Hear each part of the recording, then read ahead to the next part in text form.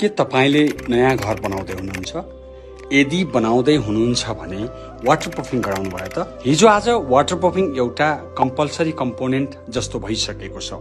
त्यसैले घर बनाउँदाखेरि नै तपाईको घरको छत, बाथरुम, रिजर्भ ट्याङ्क जस्ता जहाँ पानीले प्रत्यक्ष प्रभाव पार्ने स्थानहरू छन् त्यो ठाउँको राम्रोसँग वाटरप्रुफ गराउनु भयो भने पछि त्यसबाट उत्पन्न हुन सक्ने सिपेज तथा अन्य समस्याहरूबाट मुक्त हुन सक्नुहुनेछ।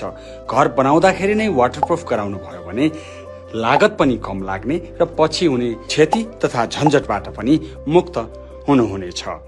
अब कुरा रह्यो कति पर्छ त यो वाटरप्रुफिङ भन्ने कुरा। यसका लागि विभिन्न खाले केमिकल र विभिन्न खाले तरिकाहरू अर्थात् विधिहरू छन्।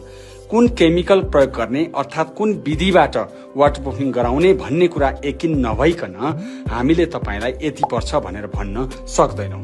त्यसैले प्राइस यथार्थ जान्नको लागि तपाईले हामीलाई सम्पर्क गरेर तपाईको घरको अवस्था र तपाईले गर्न चाहेको वाटरप्रुफिङको विधि अथवा पद्धति अथवा के हुन्छन् भन्ने कुराको इन्फर्मेसन यदि तपाईलाई चाहिन्छ भने हामीलाई सम्पर्क गरी बुझ्न सक्नुहुनेछ।